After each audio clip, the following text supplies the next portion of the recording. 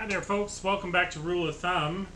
So, I have had a request from several people, um, and this has been going on prior to me even starting this channel, to talk about the Instant Pot. Why the Instant Pot? That is a good question. So, what I thought I would do is talk a little bit about the Instant Pot, but also versus a regular electric pressure cooker. Um, Kind of what the differences are, why I chose to get an Instant Pot, how they can be used, the advantages of them, and just kind of give you a solid overview. So, um, I've had the Instant Pot now for, I guess, about 6 months. And I was really kind of reluctant to buy one because I already owned an electric pressure cooker. And I couldn't really see the benefit of spending the money to buy an Instant Pot when I already had an electric pressure cooker. Well, we moved in January, and during the move, my electric pressure cooker, which I have here, the lid was cracked on it. Now it's even a little dusty because I haven't used it in a bit. Um, it still works. I've used it since we moved. It's really just the plastic housing on top. It's nothing that affects the actual cooking. But it was enough for me to say, well, maybe it's time to upgrade. And the Instant Pot, they had that great special on Amazon at one point, and I think it was like $59 or something like that for the 6-quart Instant Pot. And I decided, you know what, I'm just going to do it. So, this pressure cooker, the electric pressure cooker that I have here, was probably my third pressure cooker that I've owned in my life. The first one that I bought, I think I used twice and gave it away. Maybe not even twice. I might have not even used it and gave it away, to be perfectly honest, now that I think back on it. Because I was scared of it. I didn't know anything about it. I didn't know how to use it. The instructions were unclear. I didn't know if I would use it for anything. Kind of sat there and took up space. So yeah, I ended up getting rid of it. My second one I got because I saw an infomercial on QVC for it. And they were showing how they used it and, so on and so forth. And I was like, okay, I can see the benefit of that. And I'll tell you what really enticed me was the idea of being able to take something out of the freezer and cook it from frozen and have a meal in an hour or so. Because a lot of times my life is busy and I, get home from work and I don't have a whole lot of time to make dinner and I've forgotten to take something out of the freezer and I still got to come up with dinner. And it's real life, folks. It happens. As many of you, I'm sure, can attest. So that was the real impetus for me going to an electric pressure cooker. Now, let me turn this here so I can see what I'm talking about here as I'm telling you about it. Now, this is the Power Pressure Cooker XL. I believe this is an 8-quart, if I'm not mistaken. This came from QVC as well. So this will do, for the vast part, everything an Instant Pot will do. It just doesn't have as many pre-programmed buttons. So when you look at the two, if I'm comparing the two here, okay, so the Power Pressure Cooker XL has a delay timer, so does the Instant Pot. The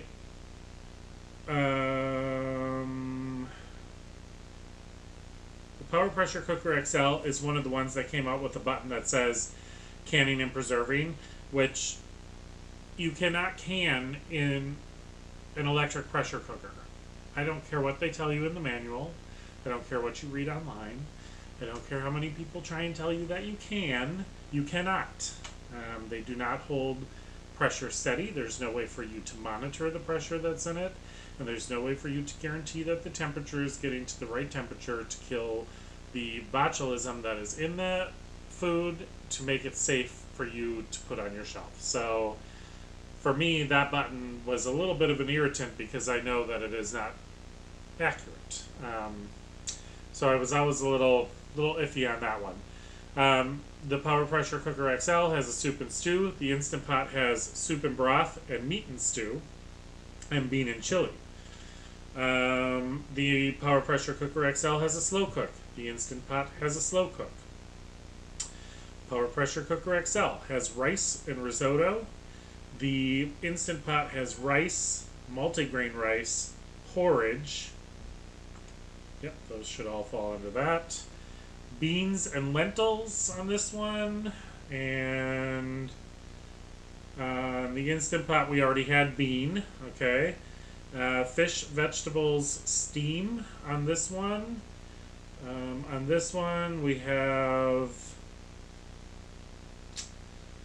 Yeah, I guess there's not anything that's specifically lines up with that. So that will be one that's different. Chicken and meat.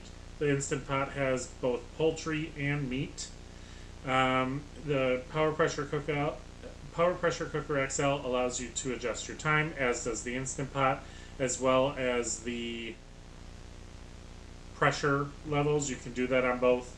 It has a keep warm function, which the Instant Pot does as well. Cancel button, which the Instant Pot does as well. Now the Instant Pot also has a yogurt button. I gotta tell you honestly, I have not used the yogurt function on the Instant Pot yet. Because when I make yogurt, I've always made it in the crock pot, which is similar to the process that the Instant Pot does. So I can't see any reason why the Instant Pot wouldn't work for that function as well, because it's for the most part the same. The Instant Pot also has a saute button, which on the Power Pressure Cooker XL, you could turn it to the slow cook function and turn it on high, and it would somewhat saute, kind of the same function, but not, you know.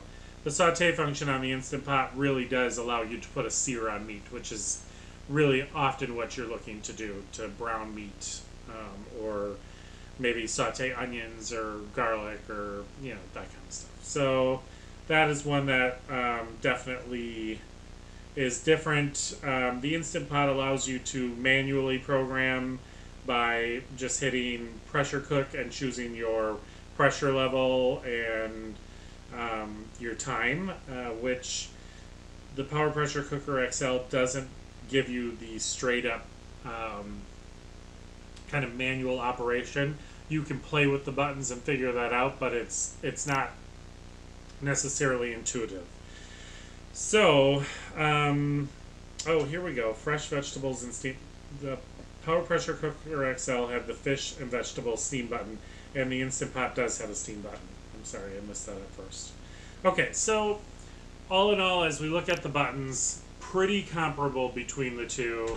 The Instant Pot is just a little bit more straightforward in, like, you know, specifically what the buttons do, but also gives you the flexibility to program your own function on there and, you know, cook at the pressure you want and the time that you want. So, from a functionality standpoint, the electric pressure cooker that I have, the Power Pressure Cooker XL, which this one is maybe 2 years old, it's not that old, functions very similarly to the Instant Pot as far as the functions that are available. Now, let me show you what I think is probably the most significant difference, and probably the main reason why I chose to get the Instant Pot. The insert. The insert for the Instant Pot is stainless steel. I am really wary of non-stick. Non-stick coatings, non-stick surfaces. You know, anybody that's cooked for any length of time in their life and has used non-stick coated pans knows that with time and with the wrong utensils, which unfortunately happens, if somebody else is using it or you're not monitoring it, somebody puts a metal utensil in there, could be a problem. So over time, nonstick coating can flake. And as soon as it starts to flake, you essentially have to throw it away, because if the nonstick coating is coming off of a surface, it's going into your food. And it's hazardous to your health. Now, I'm going to say quite honestly, this Power Pressure Cooker XL that I have, the insert in this is still beautiful, which is why I still have it. That's why I haven't gotten rid of this pressure cooker, because if I want to do 2 dishes, I have to. I can still do 2 dishes. They both work fine. So I haven't gotten rid of this because there's no need to get rid of it. It still functions properly. I mean, the only thing that's wrong with it is aesthetically, for me, is the lid is cracked, which I'm a little, a little OCD, and I wish that wasn't the case. When I'm cooking, I like to look at pretty things, and that's not pretty. But would I use it, and have I used it? Absolutely. So, the most significant difference, like I said, to me, is this insert. It's stainless steel. You clean it with a scouring pad. You can clean it with whatever you want. You can't harm the thing. So for me, this was the most significant difference, and why I chose to get one, even though I did 100% need a new pressure cooker. So that is the differences between the two, and as you can probably plainly see, quite honestly, I don't prefer one over the other than the insert. Now, that having been said, I believe I've heard or read that you can use an Instant Pot insert in the Power Pressure Cooker XL if you have the right size. See, I have a 6-quart and an 8-quart. But if I ordered a replacement insert, I think I could get an 8-quart stainless steel insert for my Power Pressure Cooker XL. Now, will I do that? Probably not, because the lid's already cracked, and at some point it might just get replaced altogether. But that is a possibility as well. So that is the breakdown of the difference between the two. Let's talk about why you would want a pressure cooker in the first place. What do you use it for? Why is it useful? Why do people have them? Why do people want them? Why is it such a hot thing right now? Well, folks, there's a lot of ways to look at this. As I said earlier, the number one proponent for me getting this was the ability to be able to take a frozen piece of meat, a roast, a chicken. I've even done a block of ground beef. Put it in there with some liquid, and you can have tender, juicy meat in some cases under an hour, in some cases an hour and a half, depending on what you're cooking. So for me, that was a big factor, quite frankly. The number 2 factor for me, if we're being honest here, and I'm always honest with you guys, rice. I suffer from an inability to make rice on the stovetop. It's not that I don't know how, and a million people have given me a million different ways to make it, all with the tagline that it's foolproof. It'll work every time. You'll have perfect rice every time. It's only perfect if you can make it happen, and unfortunately, I cannot. It is just not in my wheelhouse. Like I said, can I make it? Yes, I have. I've managed to make rice come out on the stovetop. I haven't gone rice deficient over it. However, and we love rice. We enjoy rice in many different iterations. We use it in a lot of different recipes. So there is nothing easier than making rice in an electric pressure cooker. Sorry, I was shaking the table there, folks. I was getting excited about rice. There's nothing easier than making it in an electric pressure cooker, and it is absolutely perfect every single time. You can add an abundance of flavor to it in a pressure cooker because you can add all of those ingredients up front. You know, I typically cook my rice in broth, which automatically infuses flavor. And then from there, there's a multitude of seasonings and spices and uh, I mean, just sauces. You can add soy sauce and sesame oil and make an Asian rice, and you can add garam masala and make an Indian rice. And I mean, the list is endless. So rice was a big factor for me. And then aside from that, there is really no other um, no other tool I think in my kitchen that I go to more often, in the sense that I feel like I can pull out one thing, get every, you know, it's a one pot wonder kind of, you know. I use my Dutch oven, my enamel cast iron Dutch oven on my stove to make a lot of one pot meals. I'm a big fan of one pot meals, sheet pan dinners. I don't like to do dishes, quite frankly. Not that I really do a whole lot, because as you all know, Josh does most of the dishes for me because he's an amazing husband. Um, but one pot meals are something he appreciates too, because he knows it's going to be less dishes. So, you know, even though the enamel cast iron Dutch oven on the stovetop will get a lot of that done, if I'm working with a tough cut of meat, or sometimes I don't want to wait for chicken for 45 minutes or an hour in the oven, and I can put a whole bird in here and get it done in half the time. So, you know, for the ease and convenience and still being able to do a one pot, you know, uh, you can cook your rice in there, and then, you know, take the pressure off your rice, add some ingredients to it, mix it up. You've got, you know, a rice bowl. I mean, it goes on, and this video could go on forever if I really start, you know, going on about it. But I would say, for those of you who are asking, should I get an Instant Pot? Will I use the Instant Pot? What's the advantages if I already have an electric pressure cooker? The answer to those questions are, if you already have an electric pressure cooker and you're comfortable with it and you're happy with it, and the only real difference, in my opinion, between mine and this one is the stainless steel insert. If you have concerns about the nonstick coating in your pressure cooker, look around. See if you can find a stainless steel insert. From what I understand, they're out there. Should you get one?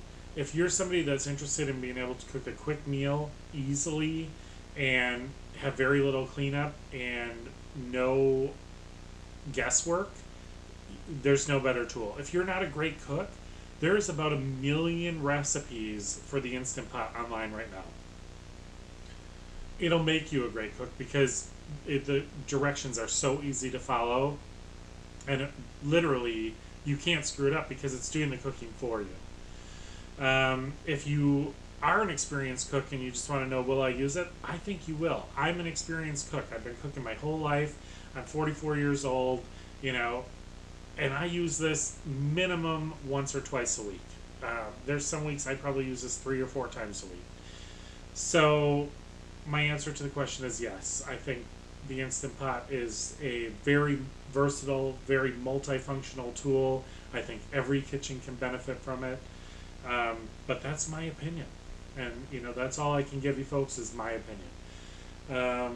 So I hope this answered a lot of the questions that people have. If it didn't, and you have further questions, please feel free to leave them below. I'll do my best to answer as many as I can.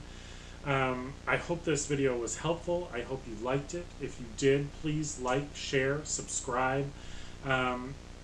Again, as always, I hope you had a great day, and come back and see us soon.